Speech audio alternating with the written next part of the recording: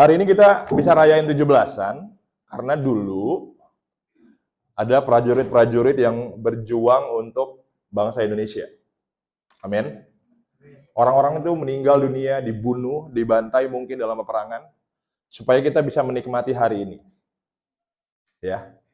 Tanpa mereka kita nggak akan bisa di titik ini. Tanpa mereka yang berkorban demi bangsa ini prajurit Amerika, ini bukan prajurit Indonesia. Tapi ini cuma hiasan aja. Tanpa mereka, tanpa pengorbanan mereka, tanpa harga yang mereka bayar, saya rasa hari ini nggak mungkin ada. Hari di mana kita seru-seruan, kayak gini nggak mungkin pernah ada. Bahkan bangsa Indonesia nggak mungkin ada di titik ini. Dan saya percaya juga dalam Tuhan, untuk generasi ke depan, Tuhan butuh pasukannya Tuhan. Kalau hari ini anak-anak Tuhan nggak bangkit, saya nggak kebayang gereja nanti ke depan kayak mana. Kalau hari-hari ini generasi kita nggak responin Tuhan, karena kalau kamu buka mata hari-hari ini ya, di luar negeri itu gereja-gereja melegalkan LGBT. Jangan sampai itu nyampe ke Indonesia. Kenapa gereja-gereja di luar, di Eropa, bisa sampai melegalkan itu? Kenapa?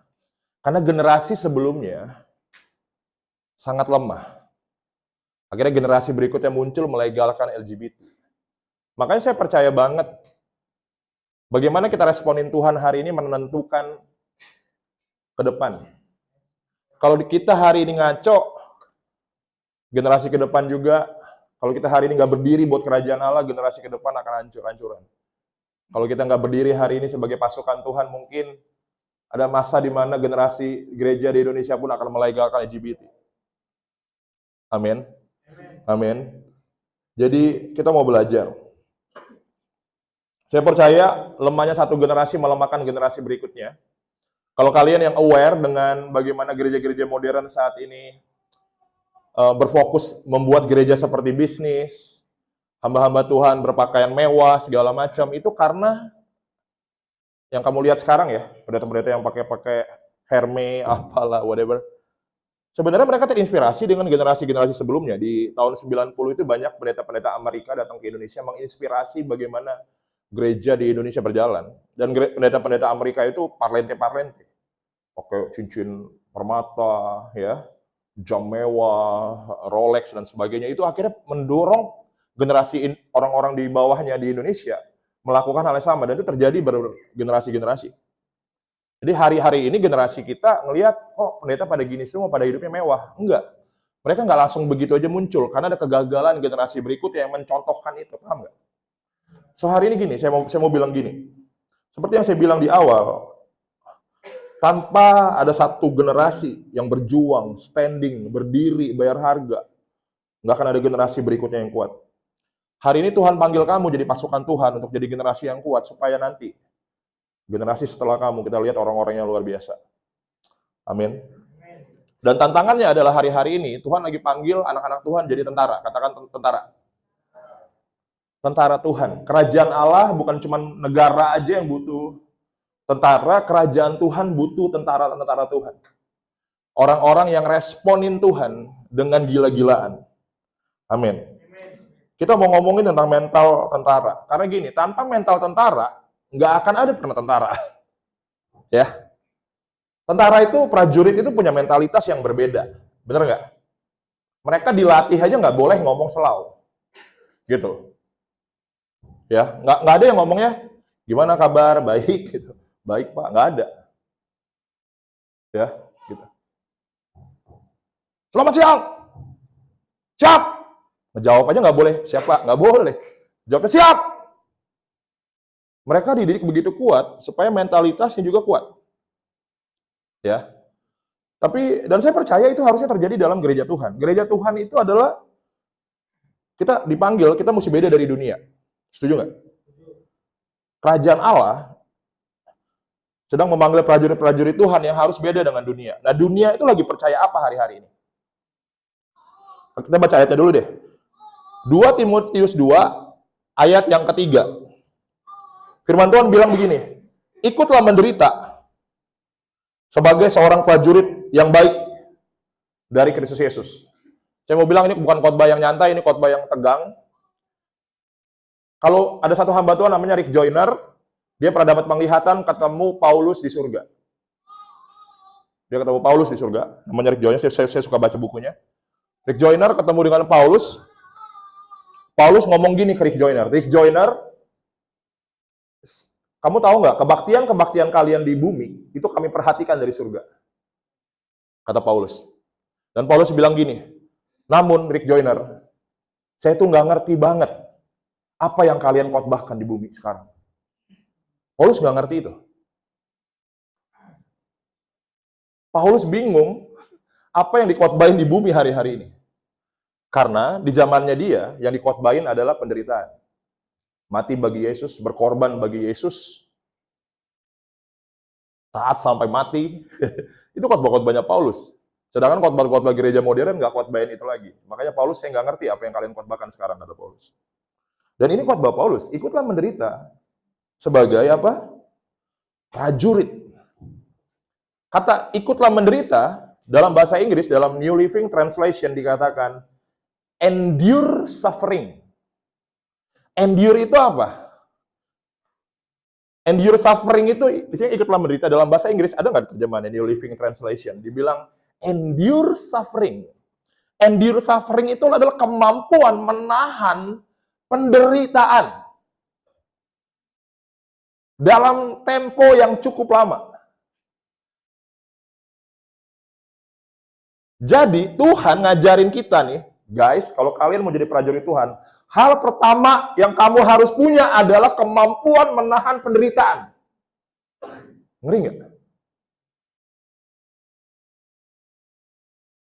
Saya itu paling sebel dengar lagu-lagu rohani yang ceme-ceme. Paling sebel. Ya, lagu-lagu rohani paling ceme-ceme itu apa ya bahasanya? Yang mengasihani diri. Tuhan nggak pernah kamu mengasihani diri. Tuhan, aku menderita. Tuhan mau ajarin kita semua untuk mempunyai kemampuan untuk menahan penderitaan. Dan survei membuktikan hari-hari ini, zaman dulu orang bilang IQ, intelligence, apa namanya Q-nya itu? Iya, itu bahasa Inggris ya, bukan question.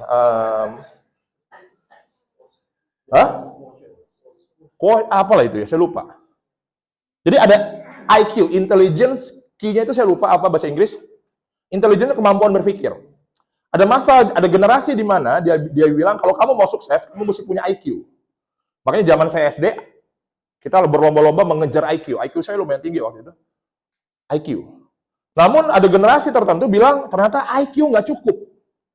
Kita butuh I bahasa Inggrisnya EQ, tapi bahasa Indonesia EQ.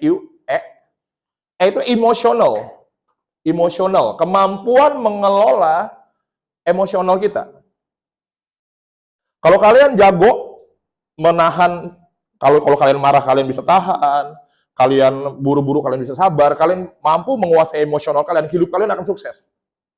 Tapi ada masa di mana dibilang, oh bukan cuma IQ, bukan cuma EQ, ada yang namanya SQ. Itu sosial, kemampuan bersosial, kemampuan ngobrol sama orang, merangkul orang, dekat sama orang. Kalau kamu punya SQ, kamu berhasil bakal. Tapi hari-hari ini ya, ada riset lagi membuktikan. Semua itu akan gagal tanpa ini. Namanya AQ. Ya, itu tuh sebutannya ini. AQ itu bahasanya adversity quotient. Adversity quotient itu apa? Adalah kemampuan seseorang untuk menghadapi tantangan dan melewati masa sulit dalam hidup dan keluar dari situ tanpa kehilangan akal sehat. AQ itu adalah endure suffering. Alkitab udah ngajarin, orang zaman sekarang baru nemuin itu. Di Alkitab dari zaman Hong diajarin, lu kalau mau hebat, lu mesti endure suffering. Di dunia baru nemuin itu, kita kalau mau sukses nih kita mesti endure suffering. Telat. Alkitab udah ngajarin 2000 tahun lalu. Makanya saya mau bilang gini, apa yang dunia mau ajarin itu udah ada duluan di Alkitab. Kalau kamu mau hebat, kata Tuhan, kamu mesti pertama hal yang kamu punya, namanya AQ. Adversity, tapi quotient apa itu? Atau endure suffering, kemampuan menahan penderitaan. Kalau kamu mau jadi prajurit Tuhan, kalau udah zaman dulu kan kita diajarin, kalau kamu mau jadi prajurit Tuhan, doa bahasa roh, musik teriak-teriak. Diputusin cewek nangis. Ngapain bahasa roh teriak-teriak, diputusin cewek nangis-nangis? Loh, kita nggak punya kemampuan menahan penderitaan kan? Penderitaan dikit langsung nyanyi, kita nyanyi lagu, kumpulin lagu-lagu sad song. Menangis di kamar dengan sad song. Apa itu? Nggak bisa jadi prajurit kayak gitu. Prajurit itu lah kalau lagi perang nggak bisa gini, komandan, sorry, saya hari ini nggak bisa ikut perang, saya tahu nih Indonesia lagi diserang, terus saya nggak bisa ikut, cewek saya baru putusin, saya nggak bisa, tentara ngomong gitu, nggak bisa. Saya baru diputusin cewek. Tapi kan di gereja lihat, kok Santo saya nggak bisa pelayanan dulu. Kenapa? Saya diputusin. Putus nggak putus bukan masalah, kemampuan kita menahan penderitaan itu yang nggak ada di kita.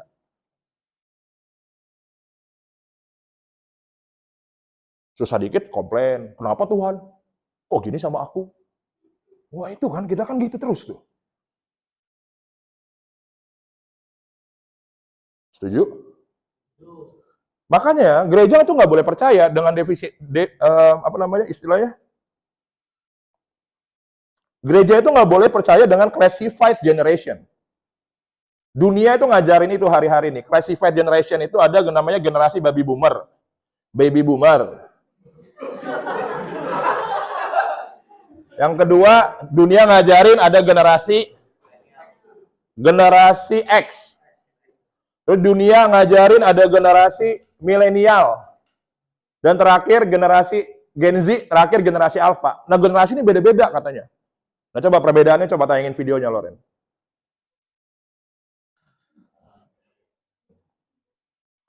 Coba tayangin, gedein dulu. Coba nih, lihat. Dari awal, coba. Coba, yuk. Ditayangin bisa?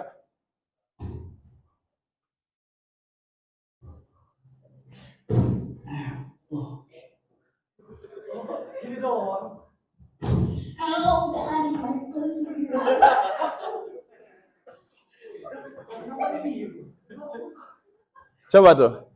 Dunia kasih identitas ke kamu hari-hari ini bilang gini, kalian itu lemah. Kenapa? Karena kalian Gen Z. Itu identitas loh. Iblis bermain dengan pengertian itu. Alkitab nggak pernah ngajarin gini, ini dunia yang ngajarin. Kamu nggak boleh setuju ini. Nggak boleh setuju. Nggak ada. Alkitab nggak pernah berubah. Oh, Kosanto generasi kan berubah. Jadi kita juga mesti berubah khotbahnya. Nggak ada. Alkitab sama ya begitu, nggak bisa diubah-ubah. Lu suka nggak suka, lu mesti punya endure suffering. Oh, aku kan Gen Z, Kosanto. Aku kan Gen Alpha, nggak bisa disenggol dikit, nggak bisa. Nah, kalau gereja percaya dengan classified generation, hancur kita. Kalau kita percaya dengan definisi-definisi kayak tadi yang dunia lagi ajarin, gereja nggak akan strong. Itu kebohongan, bohong banget. Hari-hari ini coba lihat apa yang diajarin. Classified generation. Terus yang kedua, mental health. Makin banyak tuh mental health. Kamu percaya kan sama itu semua? Nggak ada mental health. Masalah dikit mental health, masalah dikit overthinking. Orang yang punya endure suffering, aduh. Gitu. Terus yang terakhir hari-hari ini lagi rame apa? Gentle parenting. Kita nggak boleh bilang no ya sama anak kita katanya. Kita kalau apa-apa mesti tanya konsultasi pendapat dia gimana dulu. Jadi kita nggak boleh buru-buru bilang no. Gue mau tanya nih ya Ray, lu kalau punya anak nanti, ya, anak lu nggak mau sekolah, lu bilang gini, aduh kita nggak boleh bilang no. Kita mesti tanya dia, kenapa kamu nggak mau sekolah? Konsultasi dulu. Kenapa sih? Ya aku nggak mau di sana. Nggak enak, gurunya begini, gurunya begono. Alasan aja lu gitu. Kita nggak boleh bilang no. Gentle parenting itu gitu. Makanya generasi strawberry lahir. Karena gara-gara, ya ini nih pengertian-pengertian kayak gini. Kalau zaman dulu kita nggak mau sekolah. Mana ada bapak kita? Tunggu dulu. Jangan dimarahin dulu, kita tanya kenapa sih si Anto nggak mau sekolah. Mana ada? Nggak ada. Nggak ada. Ada yang salah dengan pengertian ini. Ini buat gereja jadi lembek. Nah, kalau ini semua konsep-konsep kayak gini, gentle parenting. Karena kita ngajarin sih, kalau anak lu nggak pernah punya kena rotan, Almsal bilang, ya, mereka nggak akan bisa jadi orang. Kayak gini, kedewasaan yang bisa mempersiapkan orang itu layak apa enggak jadi prajurit. Alkitab bilang, bilangan 26 ayat 2 dibilang, hitunglah jumlah segenap umat Israel yang berumur 20 tahun ke atas menurut suku mereka. Semua orang yang sanggup berperang di antara orang Israel. Jadi Alkitab ngajarin, nggak semua orang bisa perang. Hanya di umur tertentu, orang dianggap siap berperang. Saat kapan? Saat dia dewasa. Ya, dewasa itu apa yang bikin bedain dewasa sama anak kecil? Ini saya sedikit tinggung. Saya lagi masih bocah nih, lagi saya masih SD, saya tuh suka makan sabun. Sabun batangan, makanya gede begini. Ya. Lagi saya masih bocah tuh, saya suka makan sabun. Saya tuh gara-gara baca buku Donald Bebek, ya. Dia makan hamburger. Hamburgernya saya dalam imajinasi saya gambarnya itu kok hamburger ini kok mirip sabun batangan ya. Gara-gara tuh komik gue makanin sabun. Ya. Tapi karena gue masih bocah dulu, ya nggak apa-apa makan sabun. Masih belum ngerti. Kalau gue udah segede bagong gini, masih nyemelin sabun di rumah. Kan agak lain, bener nggak sih? Bener nggak? Orang yang dewasa tahu membedakan yang baik dan yang nggak baik. Dan orang yang dewasa memutuskan yang baik untuk dilakukan. Lagi saya umur tertentu ya gue nggak makan sabun lagi, lah gemblung apa, makan sabun. Karena gue udah dewasa. Karena saya udah dewasa, saya bisa memilih nih, mana yang baik, mana yang enggak, dan saya bisa memutuskan apa yang benar. Nah itu yang bisa bikin kita tahu kita dewasa rohani apa enggak. Kalau bayi rohani udah tahu itu dosa, udah itu salah, ya masih dilakuin aja, ya masih baik emang. Nggak berubah-berubah ya gitu terus. Makanya jangan ubah berhenti berdosa, ubah kedewasaan. Sorry, jangan ngejar berhenti dosa, jangan. Aduh aku mau berhenti dosa, capek lu. Kamu kejar kedewasaan rohani. Makin kamu dewasa, makin kamu tahu bedain mana yang baik, jahat. Ini nggak perlu gue lakuin, kayak orang tolol gue ngelakuin ini. Kamu akan ngerti itu kalau kamu dewasa rohani. Kejar kedewasaan rohani, amin. Gitu, kejar. Kalau kamu ngerasa belum dewasa, kejar. Ikut babel, ikut pemuritan. Segala macam yang kita lakuin, ikutin. Supaya kamu bertumbuh. Jadi kamu dewasa, nanti kamu nengok ke belakang. Aduh, goblok amat ya, ngapain dulu gue tiap hari ngebokep mulu gitu. Ada titiknya kamu bisa ngerti gitu loh. Sekarang nih, kamu udah tahu nih, bokep itu salah. Masih kamu tontonin. Kenapa kamu masih baik? Tapi kalau kamu bertumbuh dewasa rohani, titik tertentu dalam kedewasaan rohani, kamu nengok ke belakang.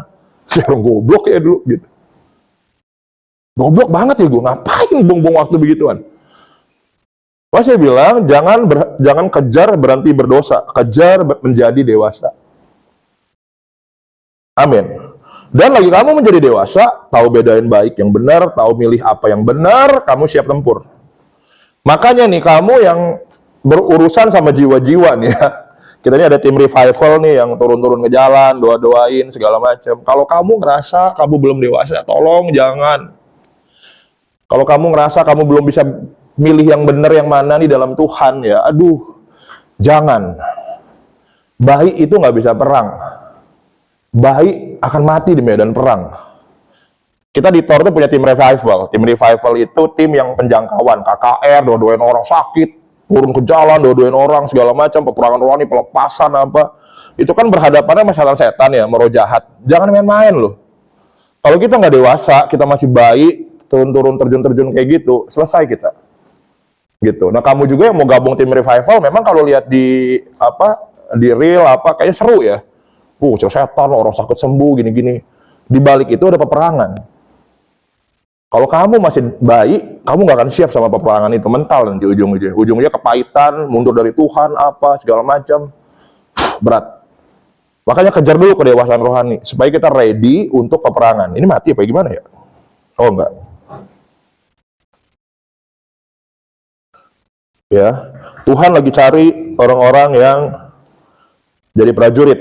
The next, prajurit itu ngerti tentang prioritas. Itu yang bedain prajurit sama yang bukan prajurit. Ya, kadang-kadang yang bukan prajurit mah mau duluan mandi apa sarapan aja bingung kan. Mandi dulu apa sarapan dulu ya. Lu kayak gitu mikir, lu heran. Prajurit mah enggak. Jam 4 pagi bangun dia tahu dia mesti ngapain. Bener nggak? Dia udah ngerti nih. Hal pertama yang harus gue lakuin setelah gue bangun pagi itu apa? Ya, gitu. Itu bedanya prajurit sama orang sipil. Ya, prajurit itu ngerti prioritas gitu. Firman Tuhan bilang gini, seorang prajurit yang sedang berjuang enggak memusingkan dirinya dengan soal-soal penghidupannya, supaya dengan demikian ia berkenan kepada komandannya. Prioritas seorang prajurit adalah bukan kepentingan dirinya, tapi kepentingan kerajaan Allah. Prioritas hidupnya adalah apa yang memuliakan Tuhan, bukan apa yang nyenengin hidupnya. Nah ini sulit makanya. Ini kalau nggak dewasa nggak nyampe. Ini prajurit itu level yang beda sih. Ya, nggak akan nyampe kita bisa ngerti prioritas ini kalau kita nggak dewasa. Gitu. Alkitab bilang dia bisa lebih pilih kepentingan Tuhan. Nah, kita kemarin baru dari Bandung, kita tuh kaget loh, mereka itu kok bisa ya punya anak-anak rohani yang radikal kayak gitu ya. Jadi, leader salah satu pastor di gereja itu, kita kan lagi belajar nih tentang pergerejaan. Karena kita pengen lihat Tor berkembang, amin. Menjangkau lebih banyak orang-orang dimuridkan lebih banyak. Nah, kita lagi belajar tentang pengembalaan. Dan pengembalaannya, saya pikir pengembalaannya itu kan kita pikir gembala itu manis-manis ya, bikin orang nyaman. Ini gembalanya agak lain. Jadi salah satu pastor namanya, dia terkenal sih di Instagram, namanya Victor Waang. Pastor Victor itu dia cerita, saya tuh lagi berdoa, siapa ya Tuhan, youth leadernya siapa ya? Siapa yang bakal jadi the next pemimpin buat anak-anak muda nih? Dikasihlah satu nama, ya. Roh Kudus bilang, si ini A, gitu. Tapi si Pastor Victor bilang, anak-anak ini kan lagi di Karawang lagi kerja. Kerjanya enak pula, 2 digit gajinya. Tapi karena Roh Kudus bilang, dia ngomong, dia telepon anak rohaninya. Dia bilang, Brur, gimana Kak Victor? Iya gini, lu pulang ke Bandung ya? Hah? Gimana pulang ke Bandung Kak? Iya pulang ke Bandung. Saya kan masih kerja, iya berhenti hari ini. Hah, gimana Kak? Iya, berhenti hari ini. Lu hari ini datang ke bos lu bilang lu resign. Hah? Iya, lu gaji berapa sih di sana? Kata si Kak Victor. Saya digaji 2 digit lah Kak. Oke, gereja cuma bisa gaji lu setengahnya, ya lu pulang. Lu pulang jadi full timer di gereja sekarang. Hah? Lu pulang. Sekarang. Oh, oke Kak. Langsung resign pulang ke Bandung. Saya lagi dengar kesaksian itu, saya bilang, gila ini prajurit ya. Prajurit. Lagi dia diperhadapkan kepentingan Tuhan apa kepentingan dia sendiri. Dia bisa pilih kepentingan apa yang Tuhan mau. Ngeri. Saya lagi dengar itu, saya bilang, pantas nih gereja bisa begini. Saya bilang, anak-anak radikal. Ya, Daud, saya nggak tahu ngolin di sini ayatnya karena kelamaan. Daud itu punya 3 prajurit utama. Ya. Suatu hari Daud itu berceloteh, iseng, dia ngomong gini, aduh kalau seandainya bisa minum tuh dari sumur. Jadi Daud itu lagi berhadap-hadapan sama musuh orang Israel, lagi perang nih cuy, lagi berhadap-hadapan dengan orang Filistin. Daud mikir gini, seandainya gue bisa minum tuh air dari sumur periginya orang Filistin, enak banget nih ya, katanya. Cuman ngucap gitu doang. Prajuritnya yang tiga perwira itu, 3 perwira Daud, dia tuh nggak diperintahin, cuman denger si Daud lagi berceloteh. Aduh, seandainya tuh gue minum air itu mantap ya. Tahu-tahu 3 prajuritnya langsung menyusur ke area musuh. Masuk, nyelinap, cuman buat ngambil air sumur. Nyelinap, keluar dari situ, dari area musuh, balik ke Daud, langsung, si Daud lagi nyantai, ut. Gimana? Bos, ini bos airnya. Lah, siapa yang nyuruh lu? Lah tadi kan bos celoteh buat mau minum air dari sumurnya musuh. Ini kita bawain. Daud bilang, aduh, gak bisa gue minum itu. Gue bakal berdosa sama Tuhan kalau gue minum air itu. Lu korbanin nyawa lu buat itu. Ngaco lu, kata Daud. Daud gak berani minum. Karena itu minuman air tuh, ya, dibayar dengan nyawa. Tapi yang kita bisa belajar, prajurit Daud tuh ya, siap tempur loh. Cuma denger celotehan doang, belum dengar perintah, udah siap tempur. Apalagi dengar perintah. Mentalnya prajurit nggak? Prajurit. Ya.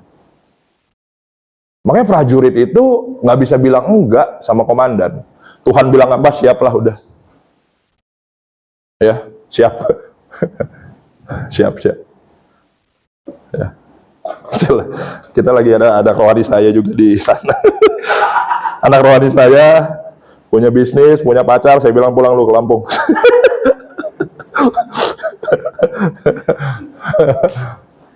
Nah, kalau dia pulang ke Lampung ditinggalin semua ya gimana? Ya udah. Nah prajurit itu kayak gitu, siap nggak jadi prajurit? Gak bisa tawar-menawar. Kalau Tuhan bilang apa, yes. Ya, saya mau bilang dari awal saya udah bilang ini khotbahnya keras. Walaupun dari tadi saya geguyonan, ini keras. Kalau kamu nggak siap ikut Tuhan jadi prajurit, sulit.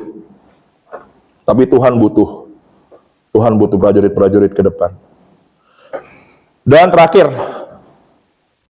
sangat disayangkan, lagi Tuhan pilih prajurit di zamannya Nabi Gideon. Pernah dengar kan Gideon?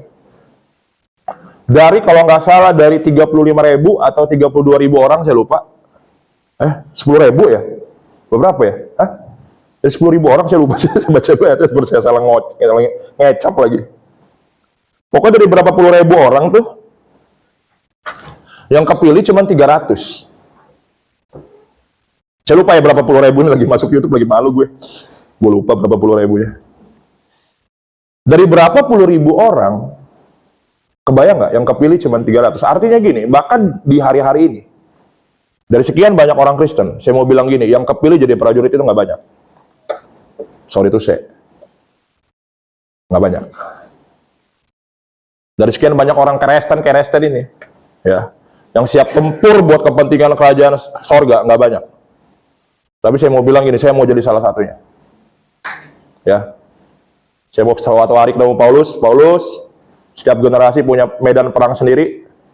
Saya ketemu Paulus, lu perang di zaman lu, gue perang di zaman gue. Lu komandan, lu jenderal, gue minimal apalah, letnan lah, apalah, nggak apa-apa. Yang penting gue ikut perang. Amin. Dan Alkitab udah ngomong dari dulu, dari sekian puluh ribu, cuma 300 yang kepilih. Dan bagaimana sih Tuhan milih orang-orang yang 300 ini nih? Coba lihat Alkitab bilang apa.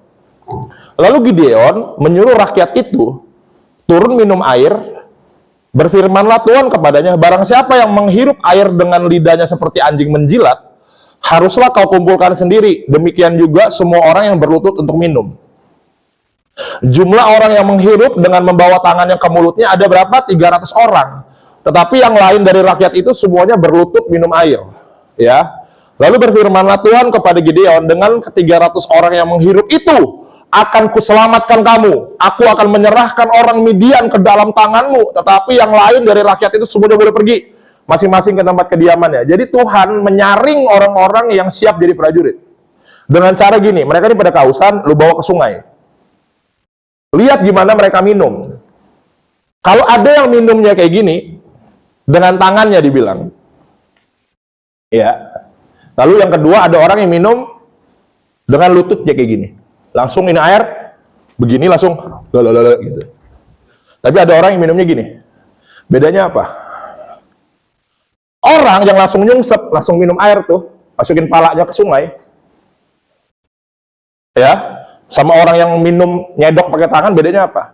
Orang yang nyedok pakai tangan minum gini sambil matanya sambil ngeliat sekeliling. Tapi orang yang langsung nyungsep, nggak mikirin orang, mikirin dirinya sendiri. Paham kamu? Itu kenapa orang yang berjaga-jaga, yang siap selalu ready, itu yang dipilih Tuhan jadi prajurit. Siaga dia, siaga. Minum sambil siaga. Sambil lihat sekitar. Dia nyedok pakai tangan, dia nggak langsung nyungsep. Saya mau bilang gini, yang mengklasifikasi kita jadi prajurit adalah kemampuan kita berjaga-jaga. Berjaga-jaga itu gimana sih? Alkitab bilang berjaga-jagalah supaya kamu tidak jatuh dalam, berdoa dan berjaga-jagalah supaya kamu tidak jatuh ke dalam pencobaan. Orang yang berjaga-jaga adalah orang yang berdoa. Lalu firman Tuhan juga bilang di Amsal 4 dibilang ayat 23, jagalah hatimu dengan segala kewaspadaan. Orang yang menjaga hidup dan orang yang berdoa adalah orang yang Tuhan pilih jadi prajurit. Karena dia bisa melindungi dirinya sendiri. Nggak mungkin kan kamu percaya sama orang yang perang nih, tentara-tentara, tapi nggak bisa berantem, ngejaga lindungin dirinya aja nggak bisa. Gimana dia mau perang belain negara lu? Ya. Itu pun filosofi yang sama dengan firman Tuhan. Gimana kita bisa menjaga diri kita? Itu yang mengklasifikasi kita untuk jadi prajurit Tuhan. Dan pertanyaannya gini, Pastor, kalau saya jadi prajurit, terus gimana ya? Dalam kerajaan sorga, kalau kamu melayani kerajaan sorga, saya percaya gini, hidup kamu ditanggung oleh kerajaan itu. Siapa yang punya ayahnya tentara di sini, ada nggak sih? Tentara itu, ya, keluarganya di cover penuh sama negara. Saya percaya kerajaan sorga sangat menjunjung tinggi prajurit-prajurit Tuhan. Sangat menjunjung tinggi. Lagi mereka memberi hidup melayani kerajaan Allah. Ya, rela mengorbankan segalanya bagi kerajaan Allah. Kerajaan Allah tanggung jawab sama keluarganya. Kerajaan Allah menggaransi kehidupannya. Amin. Itu yang saya percaya. Amin. Jadi kehidupan kamu akan terpelihara. Saya percaya itu. Tuhan akan berkati kamu, ya. Tuhan akan jaga kamu, akan memiliki fasilitas kerajaan Allah.